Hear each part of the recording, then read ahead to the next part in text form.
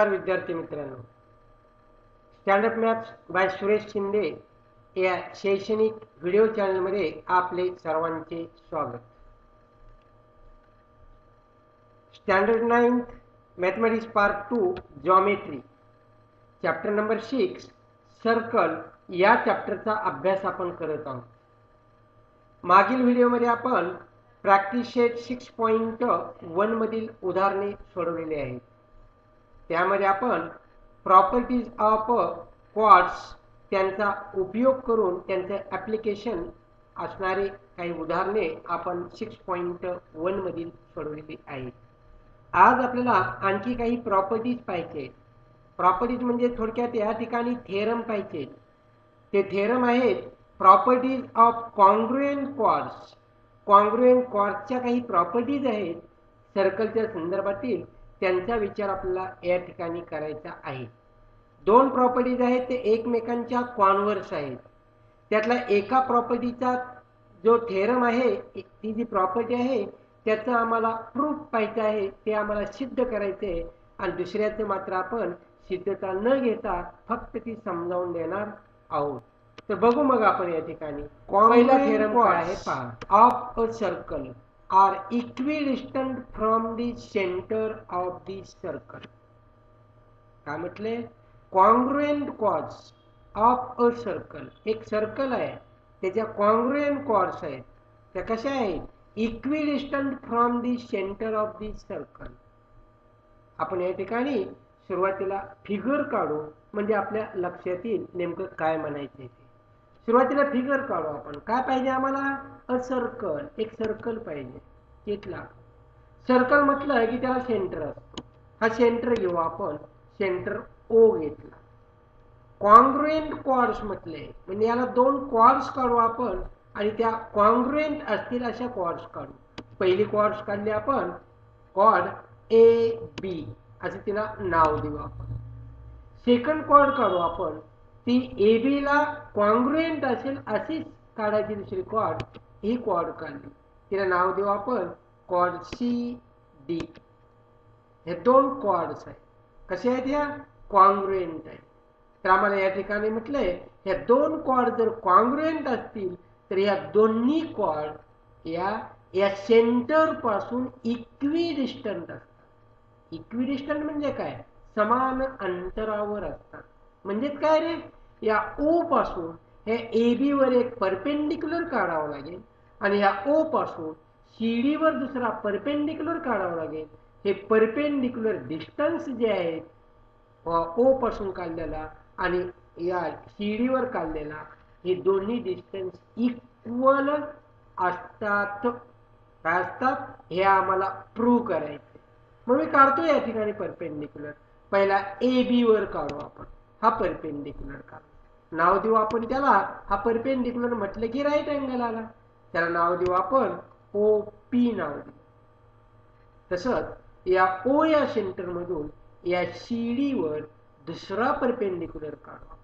त्याला नाव देऊ आपण, हा दुसरा परपेंडिक्युलर काढला, परपेंडिक्युलर म्हटलं की राईट अँगल आला आणि त्याला नाव देऊ आपण ओ क्यू काढला.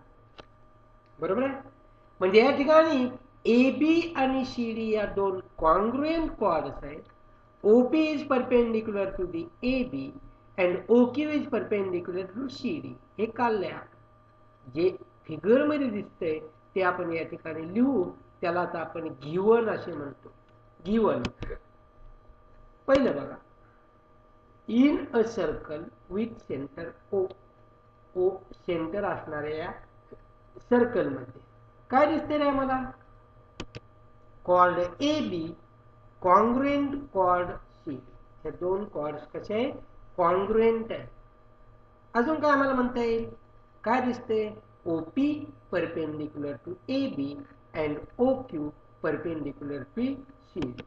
OP perpendicular A B and OQ perpendicular to C D. एवढं माहिती आहे आपल्याला. ह्या दोन क्वाड कॉन्ग्रुएंट आहेत आणि हे परपेंडिक्युलर आहेत हे माहिती आहे. मग असं असल्यावर काय असते ते आम्हाला पाहिजे. Circle are equidistant from the centre of the circle. ह्या ज्या कॉन्ग्रुएंट क्वाड आहेत ना, ह्या सेंटर पासून इक्विडिस्टंट समान अंतरावर असतात. म्हणून टू प्रूव्ह. काय प्रूव्ह करायचंय मग? हे OP हे डिस्टन्स आणि OQ हे डिस्टन्स कॉन्ग्रुएंट आहे किंवा ते सारखं आहे हे दाखवायचे.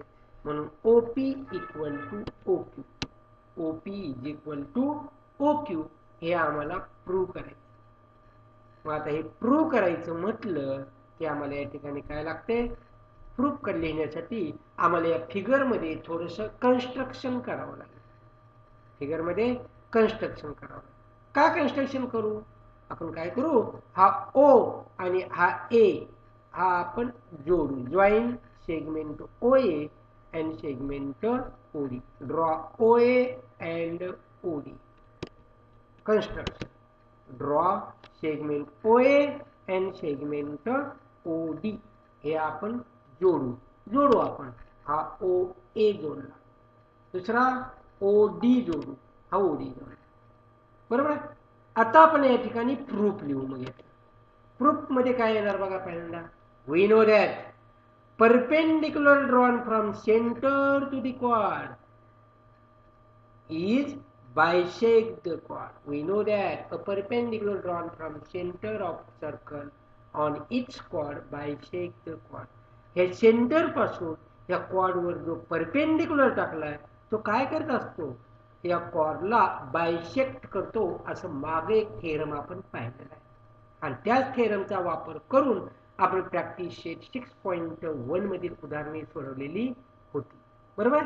मग या ठिकाणी आपण काय करायचं? मग हा परपेंडिक्युलर आहे हा AB ला बायसेक्ट करतो. म्हणजेच काय रे? या P या पॉइंटमुळे AB चे दोन पार्ट झाले. AP equal to PB. Therefore AP is equal to 1/2 AB.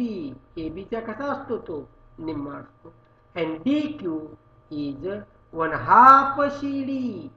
म्हणजे हा AP हा या AB च्या निम्मा आहे आणि हा DQ हा या CD च्या निम्मा. बरोबर. हे आपण या ठिकाणी सांगितलं. त्या प्रॉपर्टीचा वापर केला. मग या ठिकाणी जर AP हा AB च्या निम्मा आहे, DQ हा CD च्या निम्मा आहे, म्हणजे परंतु AB आणि CD कसे आहेत रे? कॉन्ग्रुएंट आहे. म्हणून AP बरोबर सुद्धा काय असणार आहे? DQ असणार आहे. But AB equal to CD is given. दिले आम्हाला कॉन्ग्रुएंट क्वाड AB कॉन्ग्रुएंट क्वाड CD. म्हणजे AB बरोबर CD. ह्याचा आधार घेऊन जर AB आणि CD जर इक्वल असतील तर त्यांचे हाफ पार्ट म्हणजे AP आणि DQ हे सुद्धा कॉन्ग्रुएंट येतील. Therefore AP is equal to DQ. म्हणून AP इक्वल टू DQ. आता आपण काय करू? Therefore हे AP इक्वल टू DQ म्हणजेच काय? Segment AP congruent segment DQ. याला म्हणून equation number statement number 1. Segments of equal length. ह्या लांबी समान आहेत म्हणजे त्या सेगमेंट कसे आहेत? कॉन्ग्रुएंट असतात. आता आपण काय करू? दोन ट्रायंगल कन्सिडर करू. हा एक ट्रायंगल आणि हा triangle. In triangle APO and triangle D2O या दोन triangle angle APO is equal to angle DQO is equal to 90 degree. का रे 90 डिग्री? कारण सांगितले आपण गिवन मध्ये OP perpendicular AB, OQ perpendicular CD. ते परपेंडिक्युलर आहेत म्हणून ते कसे असतात? ते अँगल 90. मग ह्या दोन ट्रायंगल मध्ये काय दिसतंय आम्हाला बघा. आता या ठिकाणी आपण आत्ताच पाहिलं इथं segment AP congruent segment DQ कशावरून? फ्रॉम 1. अजून काय सांगता येईल? Segment OA congruent segment OD. कशावरून रे? काय OA? OA is the radius of this circle. OD is also radius of this circle. Radii of same circle कशा असतात? कॉन्ग्रुएंट. म्हणून सेगमेंट ही सेगमेंट म्हणजे काय? रेडियस म्हणजे इथं काय? या ट्रायंगलचा हायपोटेनस. म्हणून hypotenuse OA congruent hypotenuse OD radii of same circle. मग ह्या दोन सर्कलच्या करस्पॉन्डिंग साईडची एक पेअर कॉन्ग्रुएंट आहे, हायपोटेनसची दुसरी एक पेअर कॉन्ग्रुएंट आहे. मग यावरून आम्हाला काय सांगता येईल? यावरून काय सांगता येईल? आम्हाला पाहिजे टेस्ट ऑफ कॉन्ग्रुएंस ट्रायंगल्स पाहिले आपण ट्रायंगल या चॅप्टर मध्ये. त्यात एक आपण पाहिले राईट अँगल ट्रायंगल कधी कॉन्ग्रुएंट असतात? साईड हायपोटेनस साईड टेस्ट नुसार. म्हणून या ठिकाणी हे दोन ट्रायंगल कॉन्ग्रुएंट येते. Triangle APO congruent, triangle DQO hypotenuse side test, hypotenuse side test नुसार हे दोन ट्रायंगल कॉन्ग्रुएंट. जर हे दोन ट्रायंगल कॉन्ग्रुएंट असतील तर आम्हाला माहिती आहे मग त्यांच्या करस्पॉन्डिंग साईड्स उरलेल्या कशा असतात? कॉन्ग्रुएंट असतात. मग कोणती उरले तरी आता? ओपी आणि ओक्यू हे उरले. म्हणून segment OP congruent segment OQ because CSCT म्हणजेच काय? Corresponding sides of congruent triangles. बरोबर. तर ह्या दोन सेगमेंट कॉन्ग्रुएंट आहेत म्हणजे त्यांच्या लेंथ कशा असतात? इक्वल असतात. म्हणजे OP is equal to OQ. Therefore OP is equal to OQ. आम्हाला प्रूव्ह काय करायचं होतं बघा. To prove OP equal to OQ. OP काय आहे? Distance from centre to the chord A B आहे. ओक्यू काय आहे? Distance from centre O to the chord C D आहे. त्या डिस्टन्स कसे आहेत? इक्वल आहे. म्हणजेच काय आम्हाला लिहिता येईल? That is congruent chords of circle are equidistant from the centre of the circle. हे आपण या ठिकाणी प्रूव्ह. समजलंय सगळ्यांना? थेरम फार महत्वाचा आहे. याचा वापर करून आपल्याला पुढे प्रॅक्टिस शीट 6.2 मधली उदाहरणं सोडवायची आहे. याचाच कॉन्व्हर्स आहे अजून एक, तो आपण पाहू. त्याचा आम्हाला प्रूफ पाहणार नाही आपण. प्रूफ असंच आहे त्याचं, पण सध्या आपण पाहणार नाही. तर तो काय आहे पुढचा थेरम बघा. याचा कॉन्व्हर्स. यामध्ये काय सांगितलं होतं? कॉन्ग्रुएंट कॉर्ड्स आहेत म्हणून सांगितलं. म्हणजे डिस्टन्स इक्वल आहेत म्हणून सांगितलं. त्याच्यावरून सिद्ध केलं. त्याचं उलट आहे. हे डिस्टन्स इक्वल आहेत म्हणून आपल्याला सांगितलेलं असेल तर ह्या कॉर्ड कसे असतात? कॉन्ग्रुएंट असतात. ते प्रूव्ह करायचे. बघा मग theorem. The chords of a circle equidistant from the center of a circle are congruent. म्हणजेच सर्कलच्या कॉर्ड्स जर सेंटर पासून इक्विडिस्टंट असतील तर त्या कॉर्ड कशा असतात? कॉन्ग्रुएंट असतात. हे आम्हाला प्रूव्ह करायचं आहे. पण इथे प्रूफ बघणार नाही आपण. थोडंसं फिगर आणि गिवन टू प्रूव्ह या गोष्टी आपण पाहू. फिगर काढू. मग इथे नेहमी सारखं एक सर्कल घ्या. हे centre of circle. Name of the centre O. बरोबर. हे आहे chord A B. Second chord C B. O A B या कॉर्डवर आपण परपेंडिक्युलर काढू. परपेंडिक्युलर काढला ओ, त्याला नाव दिलं पी, ओ पी. हा परपेंडिक्युलर काढा सी वर. हा परपेंडिक्युलर आहे. इथे राईट अँगल आला, इथे राईट अँगल आला.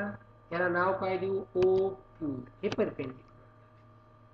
मग मागच्या सारखं या ठिकाणी आपण पहिल्यांदा गिवन लिहायचं. गिवन मध्ये काय लिहिणार आपण? इथं काय माहिती आहे आम्हाला आता? की ओ पी आणि ओ क्यू हे डिस्टन्स सारखे आहेत हे माहिती आहे. Circle equidistant from the centre. या दोन्ही कॉर्ड या सेंटर पासून इक्विडिस्टंट आहेत हे माहिती आहे. मागच्या थेरम मध्ये काय होतं? ए बी आणि सी डी कॉन्ग्रुएंट आहे माहिती होतं.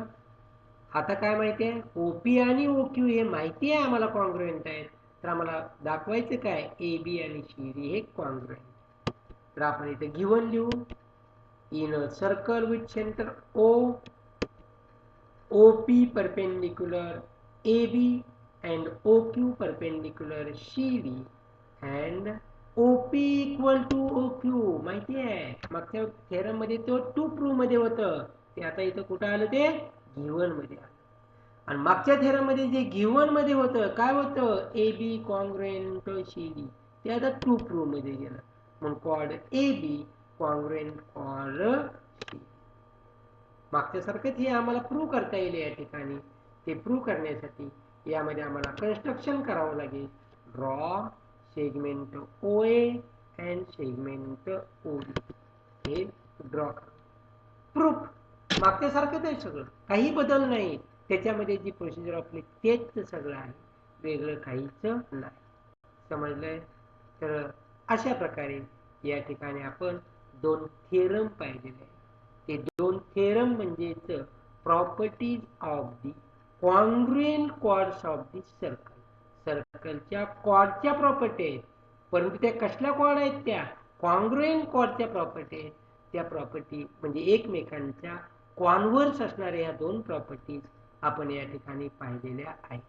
या दोन्ही प्रॉपर्टींचा विचार करून आपल्याला प्रॅक्टिस सेट 6.2 मधील एक्झाम्पल सोडवायचे आहेत. तर आपण पुढील व्हिडिओमध्ये ह्या प्रॅक्टिस सेट 6.2 मधील उदाहरणे सोडू. तोपर्यंत नमस्कार, धन्यवाद.